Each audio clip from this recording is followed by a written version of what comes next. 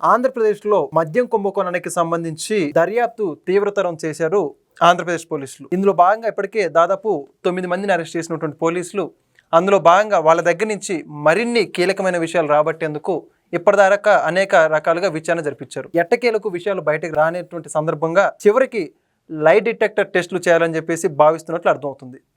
మొత్తానికి ఈ యొక్క మద్యం కుంభకోణానికి సంబంధించి ఓ పక్క ఈ విషయం ఇలా ఉంటే, మరో పక్క ఉత్తరాది భారతదేశంలో ప్రముఖ కాలేజీల్లో ఉన్నత విద్యావంతులైనటువంటి యువతను కూడా ప్రభుత్వ ప్రాజెక్ట్ అని చెప్పేసి ఈ మద్యం కుంభకోణంలో వాళ్ళని భాగస్వాములుగా చేశారు Jaganmohan Reddy and gang.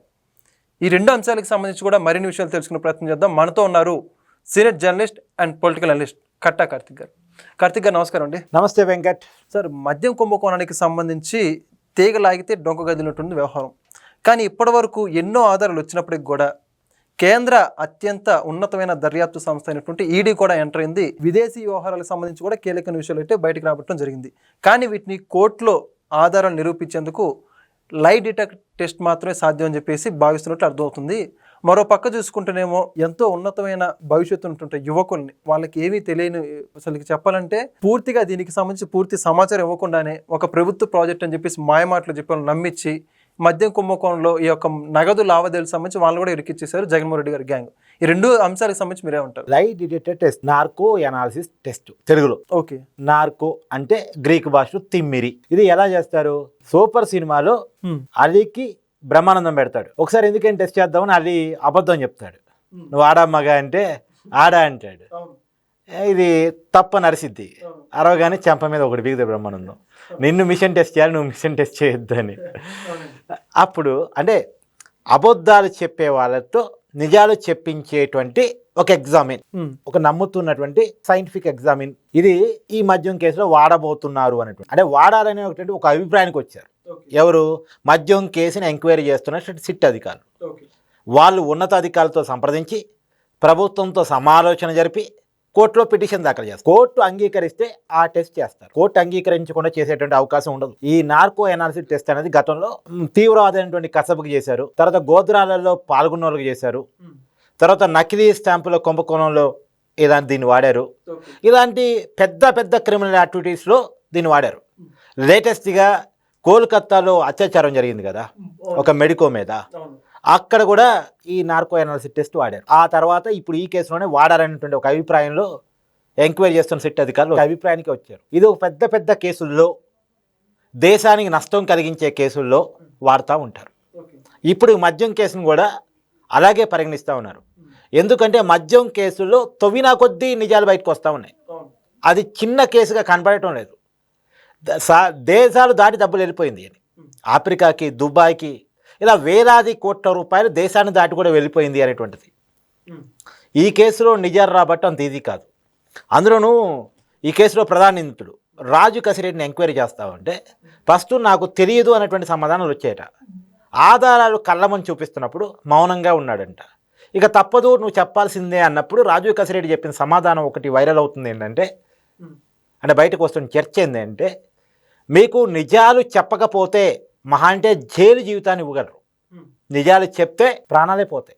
Okay. అంటే నిజం చెప్పకపోతేనేమో జైలుకి వెళ్తా, నిజాలు చెప్తేనేమో పైకి వెళ్ళిపోతా.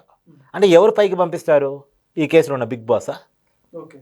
అంటే ఆ భయంలో గడుపుతున్నప్పుడు వాళ్ళకి నిజాలు చెప్పడానికి ఇష్టపడట్లేదు. ఎంత విచారించినా వీళ్ళు చాలా క్లియర్గా జరిగిన విషయాన్ని మొత్తాన్ని కనుక్కున్నారు, కానీ ఒప్పుకోవాల్సిన వాళ్ళు ఒప్పుకోవట్లేదు. అవి క్రిమినల్ మైండ్స్, అంత ఈజీ మైండ్స్ కాదు. ఇప్పుడు ఈ కేసులో ఒక్కొక్కరిని చూడు, ముద్దురిపోయిన టెంకాయలు అంటారు కదా మన పల్లెటూరు భాషలో.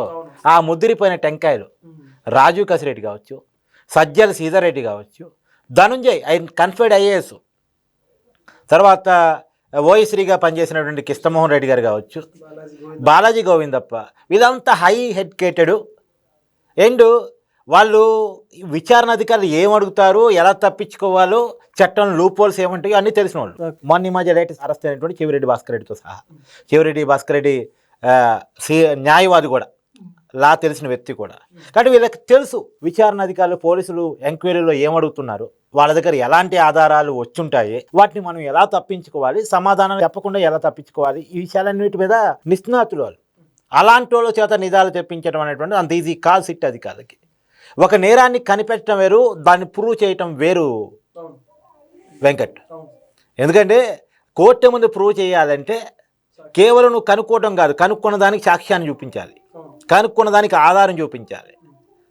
నీకు విషయం తెలుసు, సమాజం మొత్తానికి తెలుసు లిక్కర్ కుంభకోణం గురించి, లిక్కర్ కుంభకోణం ఎలా జరిగింది అనేటువంటిది. అలా చెప్పండి, నేను కూడా చెప్తాను. 2019లో జగన్మోహన్ రెడ్డి గారు అధికారంలోకి వచ్చారు.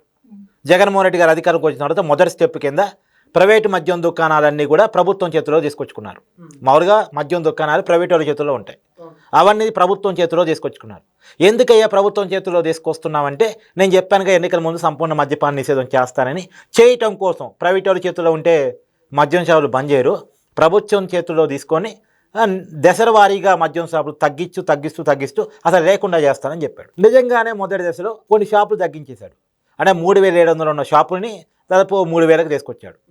ఒక 700 షాపులు తగ్గించేశాడు. జగన్మోహన్ రెడ్డి గారు పని మొదలు పెట్టాడని జనం అనుకున్నారు. తర్వాత ఇంకో స్టెప్లో ఏం చేశాడు, మద్యం ధరలు పెంచాడు. మద్యం ధరలు ఎందుకు పెంచుతున్నావు జగన్మోహన్ రెడ్డి గారు అంటే, మద్యం తాగే వాళ్ళ సంఖ్యను తగ్గించడం కోసం అని చెప్పాడు. కానీ ఈ రెండింటి వెనకాల ఉన్న మర్మం ఏంటంటే, ప్రభుత్వం చేతుల్లోకి మద్యం దుకాణాలు తీసుకున్నప్పుడు తను అనుకున్న బ్రాండ్ అమ్మొచ్చు. అదే ప్రైవేట్ వాళ్ళ చేతిలో ఉందనుకో, మార్కెట్లో జనం ఏ బ్రాండ్ అయితే డిమాండ్ చేస్తున్నారో ఆ బ్రాండ్లు ఎక్కువ అమ్ముతారు. కానీ తన చేతిలో తీసుకున్నాడు అనుకో, తను ఏమనుకున్నాడో ఆ బ్రాండ్లే. ప్రభుత్వం చేతిలో తీసుకున్న తర్వాత ఏం చేశాడు, బేరం మొదలెట్టేశాడు. నాకు కమిషన్ ఇస్తే ఆ బ్రాండ్ను మద్యం షాపులో దానికోసం ఇదంతా విజయసాయి రెడ్డి, సజ్జల శ్రీధర్ రెడ్డి ఇదంతా పనిచేసేవారు. ఏది వాళ్ళతో ఎవరైతే కింగ్ ఫిషరో, బడ్వైజరో, ఏ కంపెనీలు అయితే ఉన్నాయో ఆ కంపెనీలతో సంప్రదింపుడు. మాకు కమిషన్ ఇస్తే మీ బ్రాండ్ ప్రభుత్వ మద్యం దుకాణాలు అమ్ముతారు, లేకపోతే అమ్మరు. సహజంగా ప్రైవేట్ దుకాణాల చేతిలో ఉన్ననుకో, వెంకట్ చేతిలో ఒక షాప్ ఉంది, రమేష్ చేతిలో ఇంకో షాప్ ఉంది. ఏం చేస్తారు, వెంకట్ నువ్వు కమిషన్ అడిగావు అనుకో, నీ షాప్కి ఇవ్వరు, రమేష్ షాపు పోయేసి అక్కడ అమ్ముకుంటారు వాళ్ళ బ్రాండ్. కానీ ఇక్కడ మొత్తం ప్రభుత్వం చేతుల్లోనే ఉన్నాయిగా. ఇక్కడ ఏ షాపులో అమ్మాలన్నా ప్రభుత్వం పర్మిషన్ అవసరం. ప్రభుత్వం పర్మిషన్ కావాలంటే ఈ సజ్జల శ్రీధర్ రెడ్డికో, రాజు కసిరెడ్డికో, విజయసాయి రెడ్డికో కమిషన్లు అప్పచెప్పాలి. సో ఇక్కడ కమిషన్లు అప్పచెప్తేనే నీకు అక్కడ ఎలా ఉంటుంది. సో ఆంధ్రప్రదేశ్లో మద్యం అమ్ముకోవాలంటే కమిషన్ కట్టాలి, కప్పం కట్టాలి. ఆ పరిస్థితుల్లోకి బ్రాండింగ్ కంపెనీలు చేరాయి. సరే, కొంతమంది ఒప్పుకున్నారు, కొంతమంది ఒప్పుకోలేదు. ఒప్పుకున్న కమిషన్ కట్టడానికి ఒప్పుకున్న కంపెనీనేమో ఆంధ్రప్రదేశ్లో అమ్మారు. కప్పం కట్టడానికి ఇష్టపడనేటువంటి బ్రాండింగ్ కంపెనీనేమో మేము కట్టలేమని చెప్పేసి ఆంధ్రప్రదేశ్లో అమ్మటం మానేస్తాం, అవసరం అయితే మా విలువలు మేము వదులుకోమని చెప్పేసి ఆగిపోయారు. ఆ బ్రాండ్లు ఆంధ్రప్రదేశ్లో దొరకలేదు. గత 5 సంవత్సరాల కాలంలో ఆంధ్రప్రదేశ్లో దొరకని బ్రాండ్ ఏందో ఆంధ్రప్రదేశ్ ప్రజలకు బాగా తెలుసు, జగన్మోహన్ రెడ్డి గారి పరిపాలనలో. సో అది మొదటి స్టెప్. తర్వాత ఏం చేశారు, అసలు ఒకరిని కప్పం అడిగేది, మన సొంత బ్రాండ్ మనం అమ్ముకుందాం, సొంత బ్రాండ్ మనం తయారు చేసుకుందాం. ఏం చేశారు, ఆల్రెడీ మద్యం తయారీ సంస్థలతోటి మాట్లాడడం స్టార్ట్ చేశారు. మీరు మాకు అప్పచెప్పండి, మీకు తులనో పొలమో మీకు ఇస్తాం, మీరు మంచిగా అప్పచెప్తే పద్ధతిగా ఉంటుంది, లేకపోతే తుపాకులు మీ నెత్తి మీదకి వస్తాయి అని బేమాలో బెదిరించాం. మొత్తానికి కొన్ని డిస్టిలరీస్ వేరే చేతిలో తీసుకున్నారు. ఉదాహరణకి ఎస్పీఓ డిస్టిలరీస్, తర్వాత మూసేయబడి దాన్ని అదాని డిస్టిలరీస్ అని పేరు మార్చి అదొకటి. ఇట్లా కొన్ని మద్యం తయారీ సంస్థ తమ చేతిలో పెట్టుకున్నారు, సొంత మద్యాన్ని తయారు చేశారు. రేట్లు ఎట్లా పెంచారుగా, రేట్లు ఇప్పుడు ప్రభుత్వం చేతిలో మద్యం దుకాణాలు వచ్చాయి, ప్రభుత్వం అంటే పార్టీ నాయకుల చేతుల్లోకి తయారీ సంస్థలు వచ్చాయి, సొంత మద్యాన్ని తయారు చేశారు. ఒకటి సొంత మద్యం, 2 కప్పం కట్టిన మద్యం. ఈ 2 మద్యాన్ని తమదనుకున్నటువంటి మద్యం షాపుల్లో అమ్మటం మొదలెట్టారు. అది కూడా వీళ్ళు ఇస్తూ వచ్చిన రేటుకి. షాపులు వాళ్ళవే, మద్యం వాళ్ళదే, రేటు డిసైడ్ చేసేది వాళ్ళే, అన్నీ వాళ్ళే. ఆ రకంగా రీతిన మద్యం పేరుతోటి నకిలీ మద్యాన్ని ప్రజల చేతుల్లో పెట్టి, ప్రజల ప్రాణాలని గాల్లో పెట్టి పెద్ద ఎత్తున సంపాదించుకున్నారు. ఇది బ్రీఫ్గా ఒక 2 మాటల్లో చెప్పాలంటే మద్యం కుంభకోణం. ఇలా చెప్పొచ్చు సిట్టు. కానీ దీనికి ఏంటి ఆధారం, మద్యాన్ని ఎలా అమ్మారు, క్యాష్ అండ్ క్యారీ పద్ధతిలో అమ్మారు, అంటే డబ్బు రూపంలో అమ్మారు. అది కార్డ్స్ లేవు, ఫోన్పే లేవు, గూగుల్ పే లేవు. ఇప్పుడు ఫోన్పేలో గూగుల్ పేలో ఉన్నాయి అనుకో, దాని ద్వారా గవర్నమెంట్ అకౌంట్స్ నుంచి డబ్బులు తీసినట్టు ఉందనుకో, అకౌంట్ చూపించి ఇదిగో కుంభకోణం జరిగిందని చెప్పొచ్చు. కానీ అకౌంట్ రూపంలో జరగలే, క్యాష్ అండ్ క్యారీ పద్ధతిలో జరిగింది. నువ్వు 100 రూపాయలు నేను వెంకట షాప్లో లిక్కర్ కొని డబ్బులు కట్టాను, నువ్వు 90 రూపాయలు డ్రాలో వేసే 10 రూపాయలు జేబులో వేసుకున్నావు. ఆ 10 రూపాయలు నేను ఎట్లా నిరూపించాలి? ఇప్పుడు నిరూపించడం చాలా కష్టం. నిరూపించబడాలంటే నువ్వు ఒప్పుకోవాలి, నేను 10 రూపాయలు జేబులో పెట్టుకున్నానండి అని ఒప్పుకోవాలి. నీతో ఒప్పించాలి అంటే నువ్వు ఆ 10 రూపాయలు వసూలు చేసిన 10 రూపాయలు కట్టలు ఎక్కడ పెట్టావు అన్నది కూడా నాకు తెలుసు. కానీ ఇవన్నీ నీతో ఒప్పించాలి, ఆ డబ్బులు నా అయ్యాను నీతో ఒప్పించాలి. ఒప్పించడం కోసం ఇప్పుడు లై డిటెక్టర్ టెస్ట్ వాడాలి అని చెప్పేసి ఒక ఆలోచనకు వచ్చారు. ఎందుకంటే నువ్వు ఒప్పుకునే మైండ్ కాదు నీది, అక్కడ ఉన్నటువంటి ఎవరిది కూడా ఒప్పుకునే మైండ్ కాదు. అవసరమైతే ప్రాణాలైనా వదులుకుంటారు తప్ప అంత ఈజీగా ఒప్పుకునే రకాలు కావు అవి. అంత డేంజర్ మైండ్ సెట్స్ ఉన్నటువంటి వాళ్ళు. కాబట్టి వాళ్ళు తెలుసు సిట్ అధికారులు పోలీసులు కొన్ని పరిమితులు ఉంటాయి. వాళ్ళు కొడితే మనం కోర్టులో చెప్పుకోవచ్చు కొట్టారని, తిడితే తిట్టారని చెప్పుకోవచ్చు. వాళ్ళైతే చంపలేరు కదా, పోలీసు అధికారులు కొన్ని పరిమితులు ఉంటాయి కదా వాళ్ళు అని చెప్పేసి తెలుసు వాళ్ళకి. వాళ్ళు అన్నీ తెలిసినటువంటి కరుడు కట్టినటువంటి వ్యక్తులు కాబట్టి వాళ్ళ చేత నేరాన్ని ఒప్పించడం అనేది అంత చిన్న విషయం కాదు. ఇప్పుడు వాళ్ళ చేత నేరాన్ని ఒప్పించడం కోసం అధికారులు ముప్పు తిప్పలు పడుతూ ఉన్నారు. వీళ్ళకు బిగ్ ఛాలెంజ్. ఇప్పుడు నేరం జరిగిందని ప్రజలకి తెలుసు, నేరం జరిగిందని అధికారులకి తెలుసు, నేరం జరిగిందన్నది అందరికీ తెలుసు, కళ్ళ ముందు కనపడుతూ ఉంది. కాబట్టి కానీ నేరాన్ని నిరూపించడం అనేది అత్యంత కష్టతరమైన పని. ఎందుకంటే అక్కడ ఉన్నటువంటి వ్యక్తులు అలాంటి వాళ్ళు, సాక్ష్యాలు అనేవి లేవు, మొత్తం రూపుమాపు చేశారు. అదే సాక్ష్యాలు కూడా కొన్ని ఉన్నప్పటికీ కూడా ఆ సాక్ష్యాలు చూపిస్తున్నా మాకు దానికి సంబంధం లేదని చెప్పేస్తుంటారు. అలాంటి వ్యక్తులు వాళ్ళు. ఇప్పుడు మనం చూసావు కదా చెవిరెడ్డి భాస్కర్ రెడ్డి ఏం చెప్తున్నాడు కోర్టుకు వచ్చి, అక్కడేమో పోలీసు దగ్గర ఒకటి చెప్పాడు, మళ్ళీ కోర్టుకు వచ్చి పోలీసులు నన్ను మానసిక వేదనకు గురి చేశారు, నన్ను ఇబ్బంది పెట్టారు, వాళ్ళు ఇష్టం వచ్చింది రాసుకున్నాను, నేనేం చెప్పలేదు అని చెప్పేసి కోర్టుమని చెప్తున్నారు. ఇట్లాంటి సిద్ధాస్తులు వీళ్ళ చేత నేర అంగీకారం చేయించడం అనేది అంత చిన్న ఈజీ కాదు. కాబట్టి దానికోసం ఇలాంటి టెస్టులు చేస్తే బాగుంటుంది అన్నటువంటి ఒక ఆలోచనకి వచ్చినట్టుగా తెలుస్తుంది.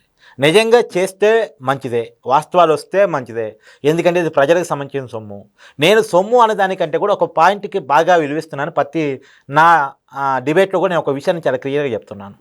ఏంటి అంటే ఇది కొన్ని వేల కుటుంబాలను ఆగం చేసినటువంటి మద్యం స్కాము. మీరు కేవలం డబ్బు రూపాయినా ఎంత కుంభకోణం జరిగిందని మాత్రం చూస్తున్నారు. కానీ నేను చూస్తుంది ఏంటంటే దాదాపు ఒక 40,000 మంది ఈ నకిలీ మద్యాన్ని తాగి చనిపోయారు అనేటువంటిది, ఒక 80,000 మంది కిడ్నీలు లివర్లు పోగొట్టుకున్నారు అనేటువంటిది ఒక నివేదిక, ఒక ప్రాథమిక నివేదిక, ఒక అంచనాగా. అంటే ఇప్పుడు ఈ 40,000 ప్లస్ 80,000 ఎంతమంది? 1,20,000 మంది. ఈ 1,20,000 కుటుంబాలు ఆగమైపోయినట్టేగా కేవలం నకిలీ మద్యం ఫలితంగా. ఇప్పుడు ఎంత కుంభకోణానికి వెలికి తీసినా, ఎన్ని డబ్బులు ఆగమయ్యాయని తేల్చగలిగినా, వీళ్ళందరికీ పనిష్మెంట్ వేయగలిగినా ఈ 1,20,000 కుటుంబాలకైతే తిరిగి చనిపోయిన మనుషులు ఇవ్వలేరుగా, పోయిన కిడ్నీలు తీసుకురాలేరు కదా. అంటే ఇన్ని కుటుంబాలను చిత్రం చేసినటువంటి మద్యం స్కామ్ని ఖచ్చితంగా తేల్చాల్సిందే, వాళ్ళని తీవ్రంగా పని చేయాల్సిందే. ఇది మాత్రం నేను చాలా బలంగా కోరుకుంటున్నా. కాబట్టి ఏ టెస్టులైనా చేయనివ్వండి కోర్టు పర్మిషన్ వరకు, కానీ వాస్తవాలు మాత్రం బయటకు తీసుకురావాలని మాత్రం బలంగా నేను కోరుకుంటున్నా. రాష్ట్ర ప్రజలు కూడా డిమాండ్ చేస్తారు. చాలా చక్కగా ఎక్స్ప్లెయిన్ చేస్తారు సార్ మొత్తానికి మద్యం కుంభకోణం సంబంధించి. Thank you.